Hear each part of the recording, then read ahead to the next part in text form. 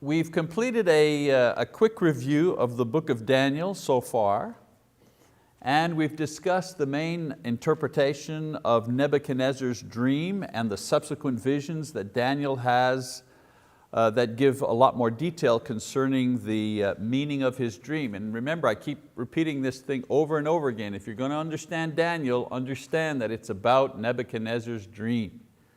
Okay? That's the key. The visions that he has after are just different versions of the original dream. And the different visions simply color in more detail concerning the dream. And the dream, of course, is the basis for the prophecies that he makes. So Daniel's interpretation of Nebuchadnezzar's dream and the other visions revealed that beginning with the world power that ruled while he was alive, which was the world power of Babylon, there would be a total of 4 world empires. Now during the 4th and last world empire in his visions, he saw a new spiritual kingdom would be formed by God that would replace these and then would remain forever. Now in some of his visions, Daniel said that at the beginning, the spiritual kingdom that would come would be in a great struggle with the 4th world empire. But the spiritual kingdom would eventually win out and be victorious. Now Daniel also prophesied about regional wars and events that would lead to the rise and the final collapse of the ancient kingdom of Judah and its capital Jerusalem, as well as the time frame for when the Messiah would come. So he had dreams about the 4 kingdoms, and he also had visions about what took place in between the kingdoms to give even more detail. That's why we really look at Daniel's visions and Daniel's prophecies as a strong basis for the inspiration of Scripture. It's not just some sort of nebulous idea that something might happen in the future. It's very, very specific and very detailed.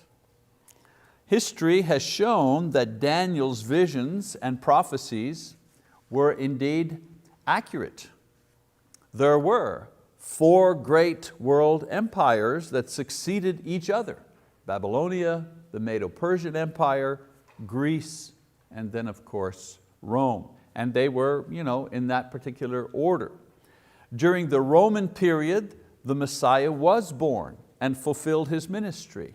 And the spiritual kingdom that Daniel talked about, which is the church, was established. When? During that 4th empire, the Roman Empire.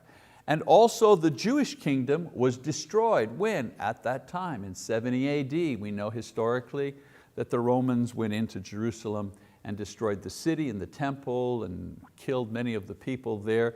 Most importantly, they destroyed the genealogical records with which the Jews could claim that they belonged to a certain tribe, especially the priestly tribe. So without the genealogical records, there was no proof who could be a priest, who could therefore offer sacrifice, and since their entire religion was built around that, the destruction of those records meant the destruction of their religion. It was also during the Roman period that the church was persecuted, but eventually overcame this persecution to spread the gospel throughout the world. And so now, 2,000 years plus later, none of the world empires remain, but the spiritual kingdom, which is the church, continues to grow throughout the world exactly as Daniel prophesied. That stone that struck the statue at its base and the whole statue came crumbling down, and then in the dream, the stone then grew into a mountain that filled the world. Well, that's the church. It started small. During the 4th kingdom, there was a period of struggle, but then eventually the whole thing came crashing down. And what arose out of that? Well, the Christian church rose out of that. And for 2,000 years has continued to grow and fill the earth.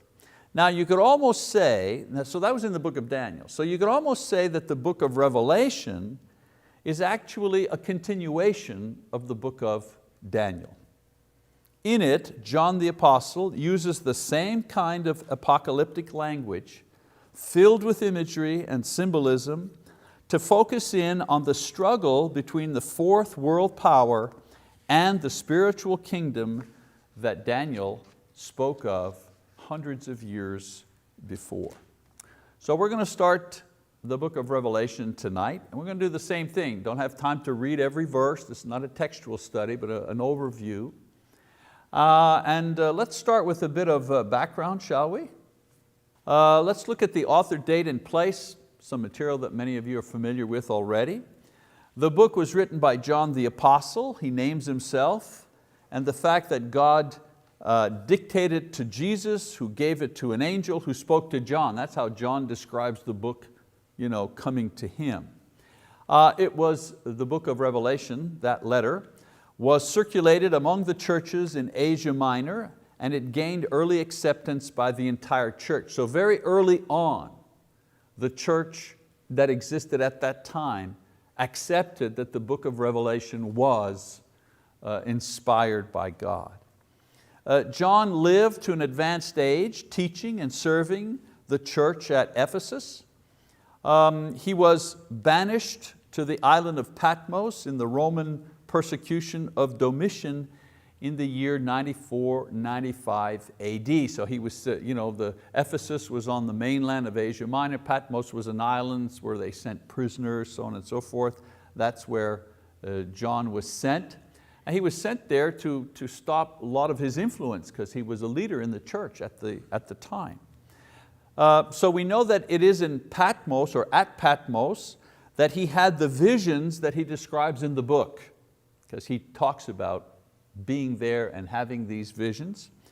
We know from history that he was released from exile in 96 AD and returned to Ephesus, where he wrote the book of Revelation and circulated it first among the 7 churches.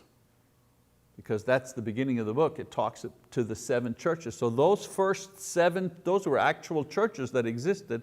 Those first 7 churches were the ones that received that letter, that book, at the beginning. And then of course it had a wider circulation. All right, so let's talk a little bit about Roman history. John the Apostle actually lived through 3 periods of Roman persecution. When we talk about Roman persecution, it wasn't like a constant thing that happened every year all the time for 100 years. It started and stopped, it started and stopped. It was one of those things. There were periods depending on who was the emperor, depending on what the politics were. So John the Apostle lived through 3 of these periods. First, through the persecution of Nero from 64 AD to 67 AD. Nero, of course, we know, blamed Christians for setting fire to Rome, something which he did, or he's suspected of doing. I've mentioned before in other classes that Nero was he liked to build, and he had a great vision for new Rome, and he had a lot of projects, but he had to get rid of old buildings, he had to get rid of the existing structures.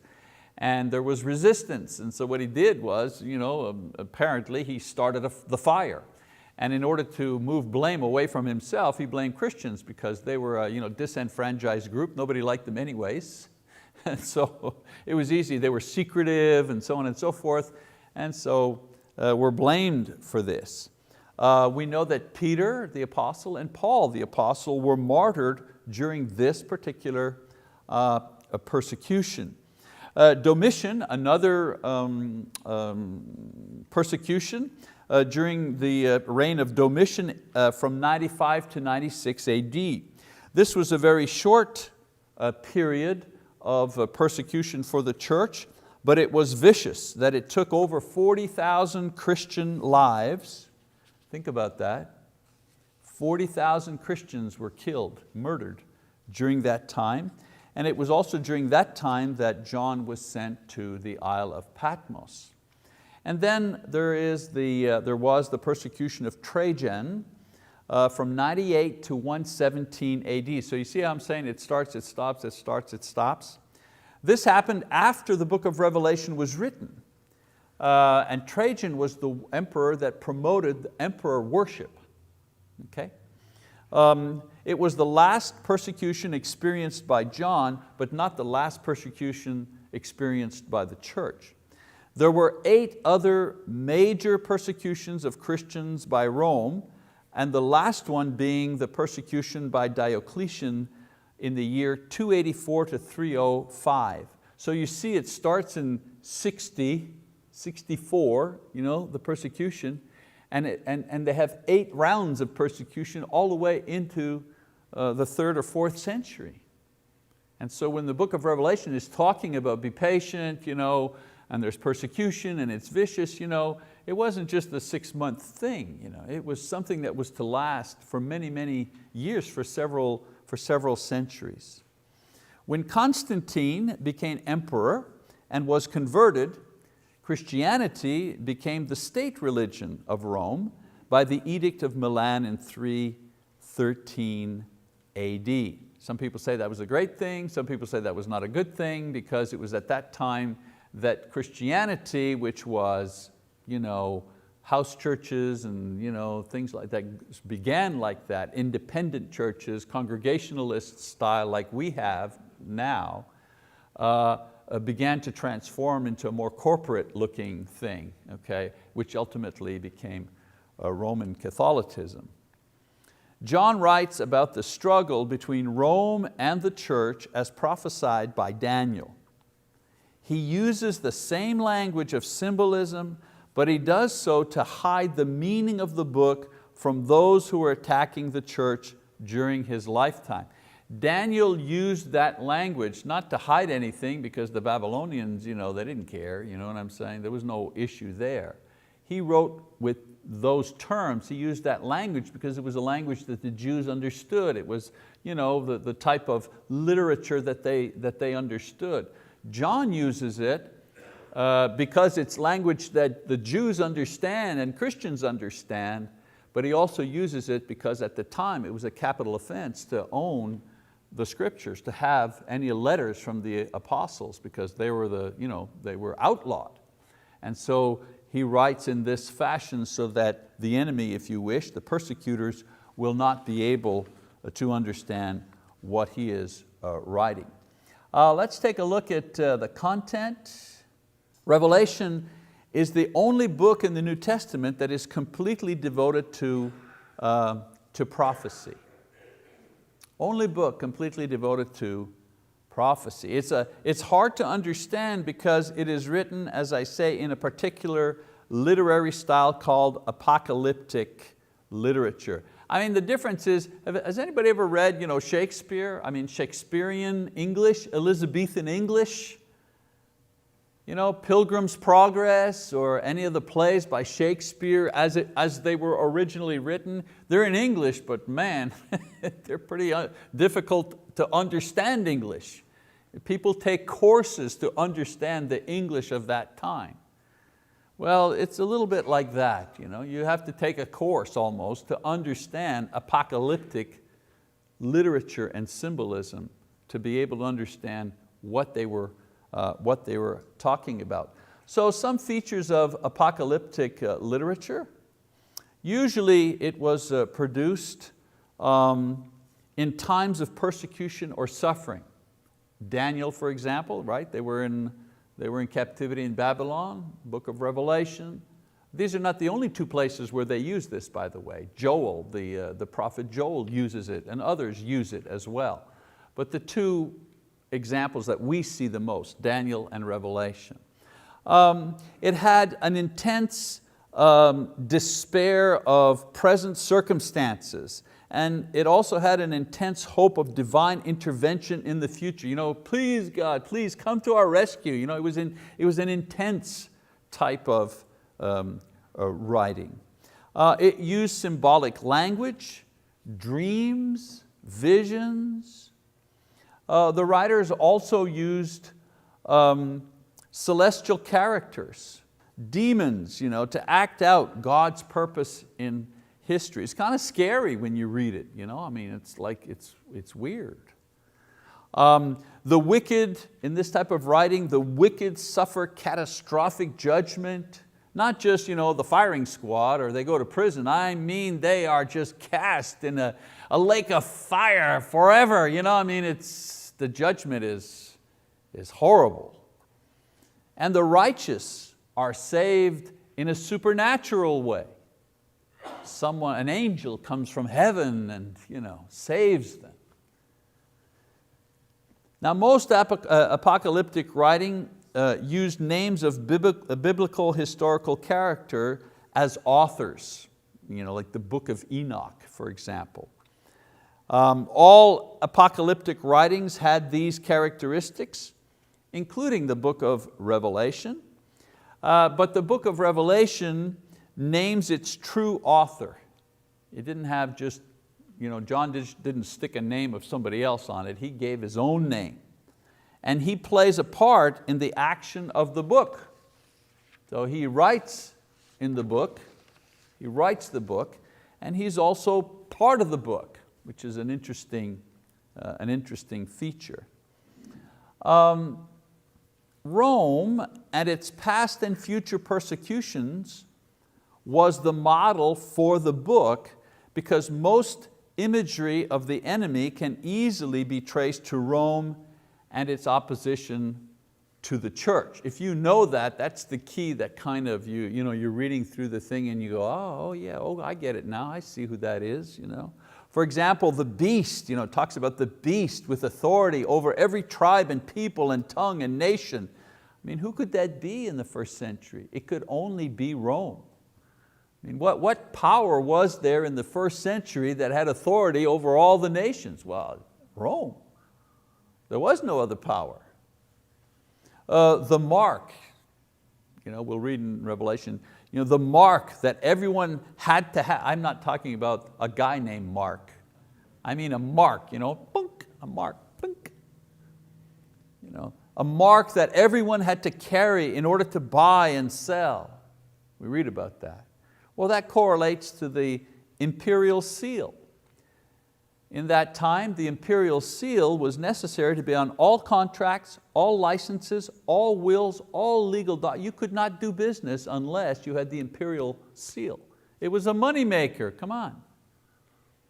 Now, you want to put a shed in your backyard. You want to put a shed in your backyard. What do you have to do? You have to go to City Hall and ask them permission to give you a permit so that you can do what? Put a 4x6 shed in your backyard to stick your lawn fertilizer. Really? Why do they do that? Are they afraid that we will build sheds that are 16 stories high? No, it's a money maker. You own a bicycle, what do you have to do? Well, you have to get a license for it. And so various city governments get away with what they can, until eventually the people rise up and say, hey, wait, that's enough, we'll vote you out. City council says, all right, no more license for sheds. That councilor is getting elected. In Rome, you couldn't rise up. Rome said, if you're transporting anything, you're buying and selling anything, you have to have the imperial seal. And if they wanted to starve you out, if they wanted to disenfranchise you, you didn't get the seal. And guess who didn't get the seal? Well, a Christian businessman, was not getting the seal, because part of the seal was also buying into the emperor worship and all that kind of stuff. So anyways, the idea of the seal, who else did a thing like that in the first century? Rome, of course. And then he describes Babylon. He talks about Babylon, but Babylon had been an empire that had disintegrated hundreds of years before. And yet John describes Babylon and he says, she sits on 7 hills. Well, of course, he refers to a wicked city surrounded by 7 mountains. What other big city was surrounded by 7 mountains in those days, other than Rome? There wasn't any. So there are a lot of thinly veiled references to Rome. Now, regardless of how people interpret it now, the book of Revelation was seen as referring to the church's relationship with Rome when it was first read in the first century. The point, and we'll talk about this in a minute, today people say, oh, Revelation, that's about the end of the world, and the 1,000-year reign, and da-da-zee, and da-da-zee. If you lived in the first century and you were a Christian in the first century, okay, and you read the book of Revelation, you knew immediately that John was not talking about the end of the world. He was talking about Rome.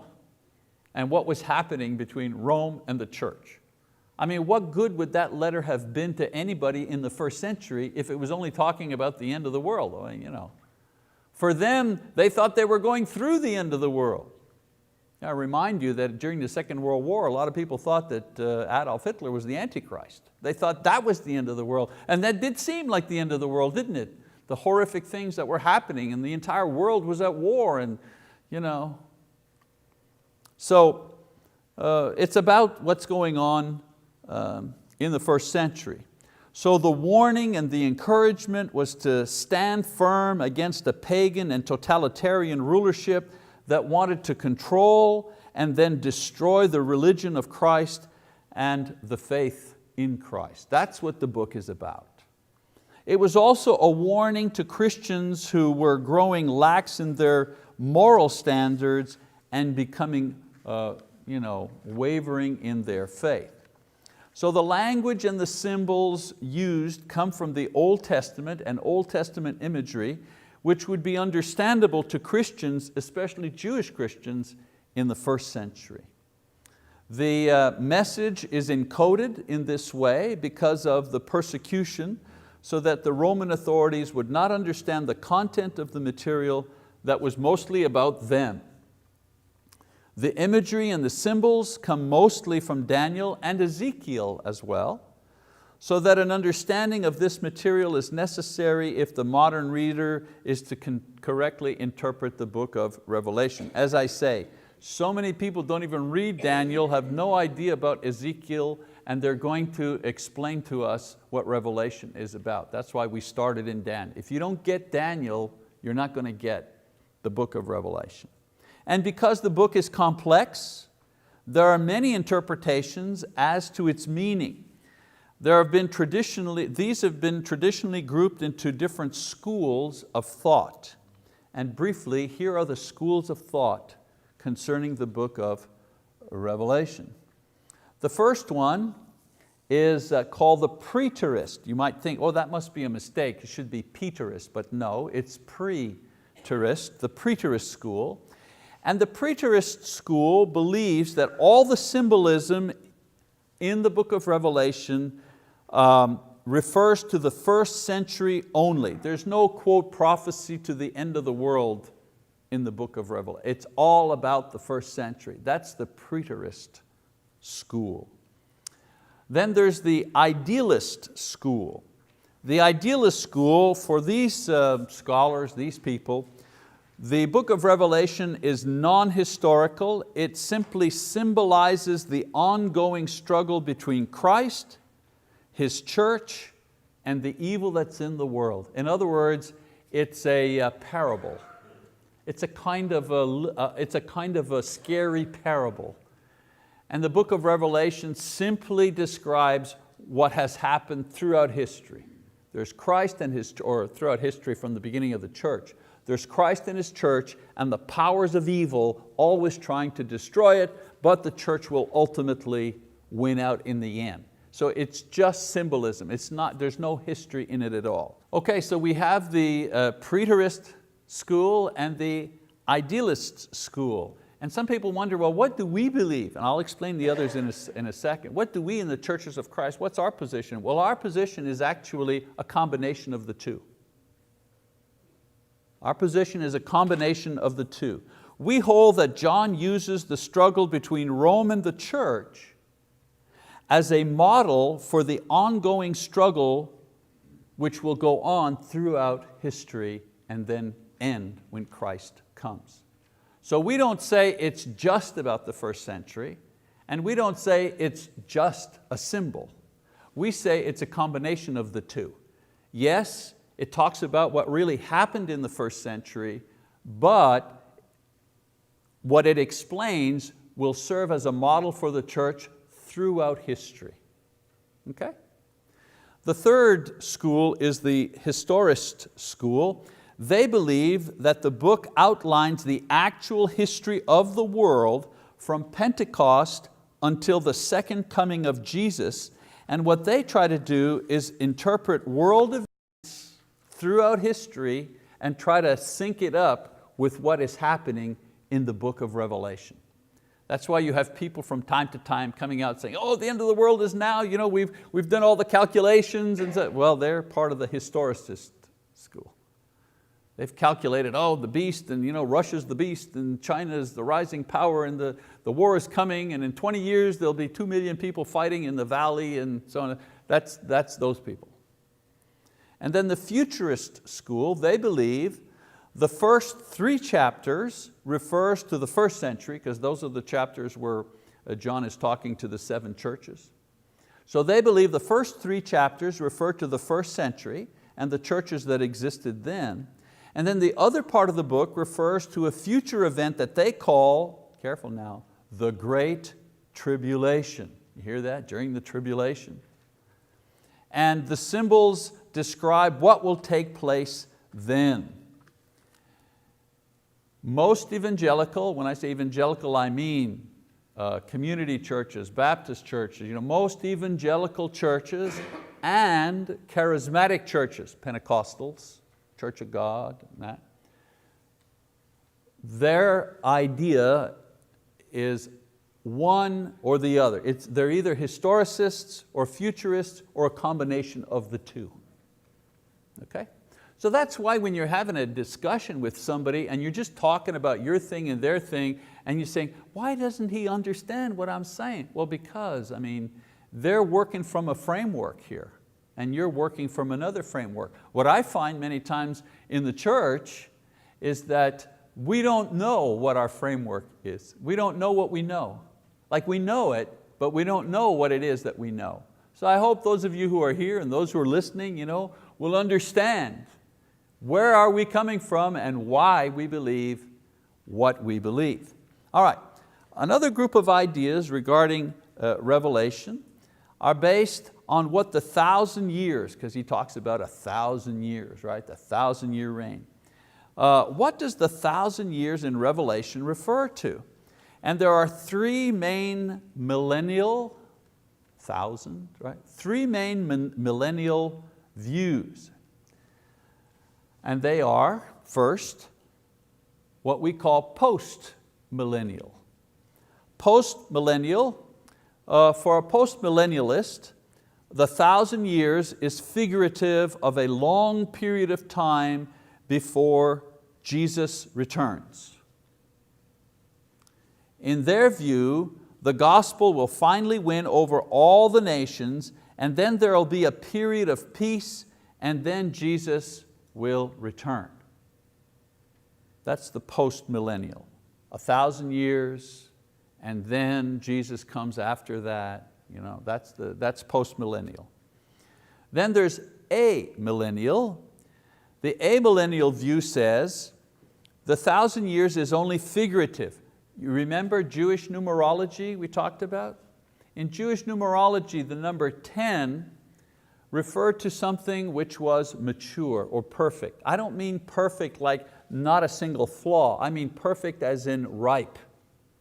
Okay? A tomato is ripe. It might have a little lump on it, but it's ripe. It's ready for picking. Okay? So the number 10 referred to something that was right, something that was complete, the 10 commandments. Okay? So you have 10 times 10 times 10. That gives you 1,000. That's like something which is so mature, so ripe, so perfectly done. And it refers to something that only God knows, because only God knows when something is that ready. Okay? So for amillennial, 1,000 years is only figurative. But Jesus will return at any time, and when He does, everything will end. There will be a new heaven, a new earth will be created, and the millennial, the 1,000 years, it's now. We're in the 1,000 years. We're in that time. It's the time between the establishment of the church and the return of Christ. Now, here's where the idea of the perfect, does the Bible say when Jesus will return? No, even Jesus says, no one knows. Only the Father knows, right? Only the Father knows 10 times 10 times 10, that perfect time. Only the Father knows that time. We're living in the millennial age now. It's not 1,000, 1, 2, 3, 4, 5, 6, 7, 8, 9. It's a time period that only God knows, and the only instruction we have for that time period is be ready. Be ready. Okay? And then of course there's pre-millennial. Now, the premillennial is what gets all the publicity. That's what all the books are written about. That's what all the TV, the made-for-TV movies are made of, or the movies that go directly to video. You know what I'm saying? That's what premillennial, that point of view. And that point of view is Jesus will return personally to initiate His kingdom. The saints will be raised and reign with Him on earth for 1,000 years. 1, 2, 3, 4, 5, 6, 7, 8, 9, 10, 999, 1,000. Okay? At the end of this time, Satan will rise up in rebellion and he will be destroyed, and then the wicked will be judged and eternity will begin. That's, the premillennial view, if you saw it on a chart, it's very, very complicated. It's got all kinds of lines and squiggles and so on and so forth. But basically that's what it is. They actually believe there'll be 1,000 years where Christ will reign on earth and the Jews will be brought in and so on and so forth. Of course, if you haven't understood already, someone says, okay, Churches of Christ, well, which one do we normally hold to? And the answer would be number 2, the amillennial view is what we have normally taught. However, there have been some who tried to teach premillennial, postmillennial, no one says that they understand everything in the book of Revelation. I haven't heard a professor or anybody, even I mentioned Brother North, Stafford North, probably in our brotherhood, one of the persons who've studied this book the most, written books about it and commentaries and so on and so forth. And even he says, well, his answer is the amillennial view explains most of the things. Most of the things. There's still things that don't fit in the box, like you take something apart, you put it back and there's still pieces left, you know what I'm saying? Not everything fits in the box, but no one says we understand everything about the book of Revelation. Okay, but in Bible study, normally you go with the explanation that answers most of the questions, because sometimes you don't have the answer to all the questions that a particular verse or passage brings up. Okay? All right, so so that's the millennial views. There are a lot of interpretation based on the meaning of symbols and the time and the situations that the codes actually refer to. So the key to understanding and outlining the book of Revelation is to understand that the book is about the revelation of Jesus. It's not about figuring out when the end of the world is coming. It's about revealing Jesus Christ. And in the first century, it was about the revelation of Christ to the persecutors. They thought they were in charge. They thought they were the supreme power. And what John is doing in Revelation is he is, covertly, if you wish, revealing to the readers, you think these guys have the power? Let me show you who really has the power. And he does that, okay, through various literary devices. So the book of Revelation is either revealing Him and His work in the history of man, or revealing His word and working out of His promise to the church. So the theme of the book is Jesus Christ and the things that He has revealed that will happen. And so how do we break the book down? And I'm going to finish up with that. So there's the prologue, and in the prologue, Christ communicates with who? Well, with John. Chapter 1, verse 1 to 8. Then a series of visions. Vision number 1, Christ in the church on earth.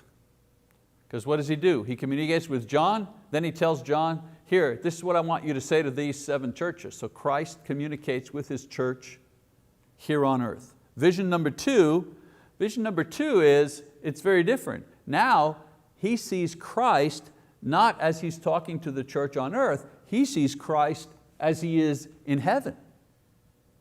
Chapter 4, very long section, to chapter 16. So John describes the heavenly activity that is going on behalf of the church. You know, the 7 seals, the 7 trumpets, the 7 bowls. Notice the number 7. Perfect. Just enough, 7. And then 4th section, a 3rd vision, Christ again, but now Christ in conquest. So you've had Christ communicating, Christ in the church on earth, Christ in heaven, now Christ the conqueror. Chapter 17 to 21. And here again, through a series of visions, the enemy is defeated by Christ, contemporary Rome, the end time, the Antichrist, death itself, all these things are defeated.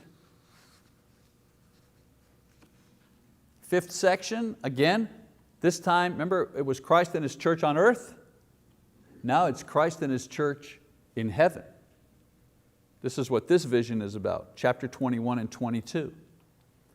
And that's the new heaven and the new earth. Remember I said to you, when Jesus comes, it's not going to be this is going to happen, and in a year that's going to happen, then in 1,000 years that's going to happen, then 28 days, no. I've said to you before, when Jesus comes, the dead in Christ rise, those who are alive at the time of His coming join Him in the heavens, the evil are judged, the wicked one is sent to his eternal punishment, the heavens and the earth are destroyed, the new heavens and the earth are created, we're all with God in the twinkling of an eye. In the twinkling of an eye. So there are no battles and boy, I wonder when that battle's going to finish. You're going to wake up, it's going to be a done deal. So what we see in the Bible is that these individual things, Peter talks about it, here John talks about it, Jesus even talks about it. In the Bible, they talk about these events taking place separately and they kind of describe them and they stretch them out so you can understand them. And that leads to the thought that perhaps these things take place in real time, but no. They take place in heavenly time, boom. It's done. And so Christ and His church in heaven, the new earth.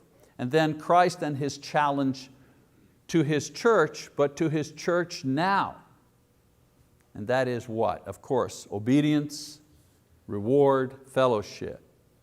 The book of Revelation was not given to predict history, but rather to show the cycle of struggle and faith that the church was undergoing then and would constantly face throughout history. So when you're saying, man, this world is going to hell in a handbasket, well, yeah. What'd you expect? Did you expect the earth to be Christianized? No. Our job isn't to Christianize the earth. Our job is to tell people, you know what? This place is going up in flames. You need to get out. You need to get out of the kingdom of darkness that you're in and come into the kingdom of light, which is the church of Christ, the church that belongs to Jesus. That's the message of the church. So let's stop the hand-wringing about how bad things are in the world. They're always going to be bad. That's why God authorized government, and government authorizes military and other things to mitigate the evil in the world, but human governments do not eliminate the evil in the world. They simply mitigate the evil in the world. Thank God that we live in a country where the military is pointed towards our enemies and not towards us. Because there are a lot of countries that the leaders use their own military to kill their own people. Thanks be to God, we live in a country where the enemies, our people are pointed out to our enemies. But it could happen. And even then we shouldn't be surprised. Maybe what I'm trying to say is it doesn't mean that God has abandoned us because it's not going well in the world. He's telling us it's not going to go well in the world. And to be quite honest with you, you and I, our generation, we've kind of lived at a pretty nice period in history. We have. Our country hasn't been attacked. There hasn't been a huge, we've eaten. Anybody here miss a meal? Anybody here ever have to sleep out in the rain? Other than you hunters who do it on purpose, but other than that, So we've lived in a pretty good, peaceful time, because there's always wars all the time, there'll always be wars. We've been spared. So Revelation says, hey, you expect it. Then also, it was also written to ensure the reader that Christ would not abandon His church and in the end would totally save the church. Jesus Christ is not saving the world, He's saving the church. Our job is to tell that message to the world. Get out. Get out. Come in to where we are. This is the safe place. Each generation can relate to this constant struggle, to the ongoing support and strength provided by Christ. And every generation has the same hope and expectation that Jesus would return to destroy evil once and for all and take the church to be with Him in heaven. I hope that happens in my lifetime. And if it doesn't, my children will hope that it'll happen in their lifetime, and now their children will hope, each generation hopes that it'll happen in their lifetime. The danger is to get lost in the details of the symbols and the images and the interpretation and miss the central theme in the message of Revelation, which is assurance. God is there, God is with you. Yes, it's bad in the world, it always has been and it always will be, but rest assured, those of you who are in the church, you'll be okay. All right, that's our lesson for this time. Thank you very much for your attention.